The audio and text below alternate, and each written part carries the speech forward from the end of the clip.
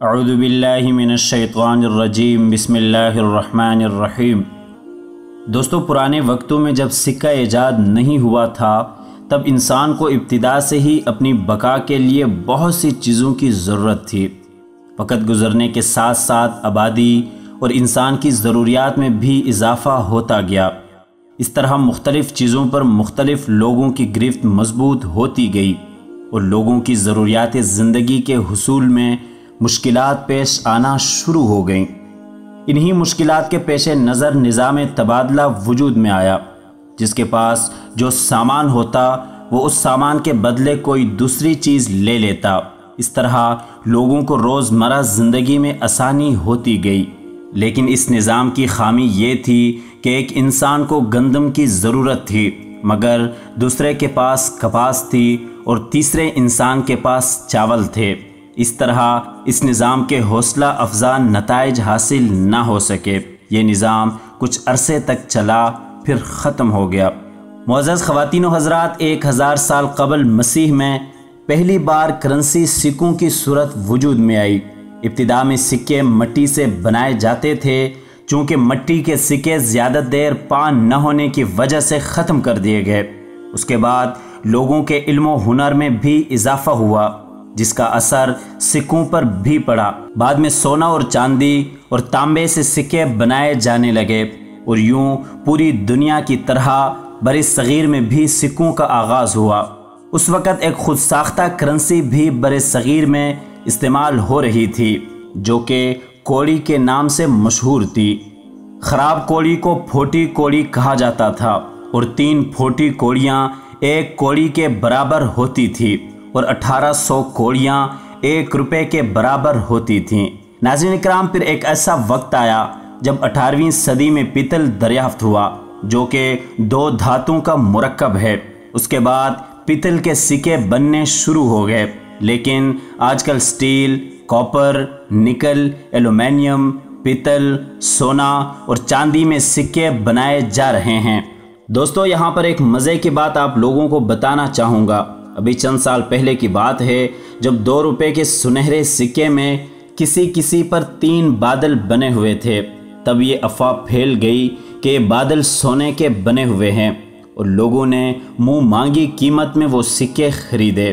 لیکن جب حقیقت معلوم ہوئی تب افسردہ چہرے لے کر بیٹھ گئے اور وہ بادل پھر ماتم بن کر ان لوگوں پر برس پڑے۔ خیر دوستو، پاکستان میں 1 اپریل 1948 کو اس وقت کے وزیر خزانہ غلام محمد نے 1 پائی، آدھا آنا، 2 آنا، پاؤ روپیہ، نصف روپیہ اور 1 روپے کے 7 سکوں کا سیٹ جاری کیا اور ایک تقریب میں یہ خوبصورت سیٹ بانی پاکستان قائد اعظم محمد علی جناح رحمۃ اللہ علیہ کو پیش کیا۔ اس کے بعد 1 اکتوبر 1948 کو حکومت پاکستان نے 5 روپے، 10 روپے اور 100 روپے کے کرنسی نوٹ جاری کیے۔ حسب خیال کے ہم سفروں، یہ تو تھی کرنسی نوٹوں اور کرنسی سکوں کی مختصر سی تاریخ۔ اب سوال یہ ہے کہ کرنسی نوٹ کس اصول پر کم یا زیادہ تیار کیے جاتے ہیں؟ مزید یہ بھی کہ ڈالر کی قیمت کم یا زیادہ کون کرتا ہے اور اس کا عام آدمی کی زندگی پر کیا اثر ہوتا ہے؟ تو ناظرین اکرام، آپ میں سے بعض لوگ میری طرح یہ ضرور سوچتے ہوں گے کہ آخر ہماری حکومت کے پاس پیسے چھاپنے والی مشین ہے تو وہ اضافی کاغذ ڈال کر ملک کا قرض کیوں نہیں اتارتے؟ تو اس کا جواب یہ ہے کہ ایسا نہیں ہو سکتا، کیونکہ حکومت اس کام میں اسٹیٹ بینک کی محتاج ہے۔ جب حکومت کو پیسوں کی ضرورت محسوس ہوتی ہے تو روپے چھاپنے کے لیے حکومت اسٹیٹ بینک کو اتنی مالیت کا سونا گروی رکھواتی ہے اور اسٹیٹ بینک اس سونے کو اپنے پاس رکھتی ہے اور نئے نوٹ جاری کرتی ہے۔ یاد رہے، کاغذ کے اس نوٹ کی کوئی ویلیو نہیں، بلکہ اس کی حیثیت صرف ایک رسید کی ہے، جو کہ اسٹیٹ بینک سونا اپنے پاس رکھ کر اس کی مالیت کے برابر رسید کے طور پر کرنسی نوٹ حکومت کو دیتی ہے۔ اور جب سونا جمع کروائے بغیر ادھار پر نوٹ چھپائے جائیں تو اس خسارے کو پورا کرنے کے لیے حکومت وقت IMF سے مہنگی شرائط پر قرضہ لیتی ہے اور یوں روپے کی ویلیو کم ہوتی جاتی ہے۔ اب سوال پیدا ہوتا ہے کہ ڈالر کی قیمت کم یا زیادہ کیسے ہوتی ہے؟ تو حسب خیال کے دوستو ڈالر کی قیمت کا انحصار 3 چیزوں پر ہوتا ہے۔ نمبر 1 برآمدات اور درآمدات میں فرق۔ نمبر 2 بیرون ملک پاکستانیوں کا بھیجا گیا روپیہ جو کہ ڈالر کی شکل میں ہوتا ہے۔ نمبر 3 بیرونی انویسٹمنٹس۔ برآمدات اور درآمدات میں فرق اگر پلس میں ہوگا تو مطلب برآمدات درآمدات سے زیادہ ہوں گی تو یقیناً آپ کے ملک کا زر مبادلہ بڑھے گا اور یوں ڈالر آپ کے ملک میں آئے گا، کیونکہ ٹریڈ زیادہ تر ڈالرز میں ہوتی ہے، لہٰذا آپ کے ملک میں ڈالر آئے گا اور یوں جتنی زیادہ برآمدات ہوگی اتنا ہی ڈالر کی قیمت میں کمی ہوگی اور ڈالر سستا ہوگا۔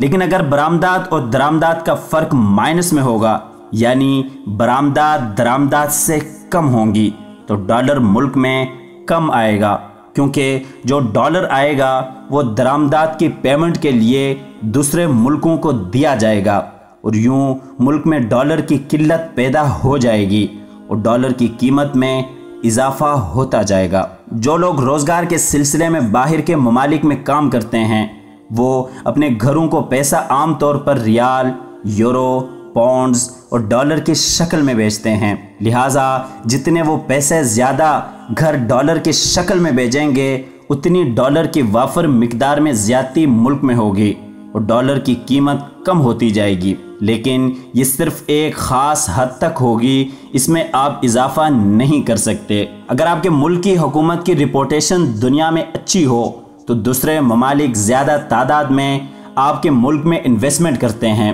لیکن اگر آپ کی حکومت کی ریپو ایک چور اور منی لانڈر اور مسٹر 10% کی ہو تو آپ کے ملک میں کوئی بھی انویسٹمنٹ کرنے کو تیار نہیں ہوگا، اور چونکہ یہ انویسٹمنٹ ڈالر کی شکل میں ہوتی ہے لہٰذا آپ کے ملک میں ڈالر نہیں آئے گا اور یوں ڈالر کی قلت ہو جائے گی اور ڈالر کی قیمت مہنگی ہو جائے گی، جس سے عام آدمی کی کمر پر بوجھ پڑتا ہے اور نتیجتاً بھوک، افلاس، تنگی غریب کا زیور بن جاتی ہے۔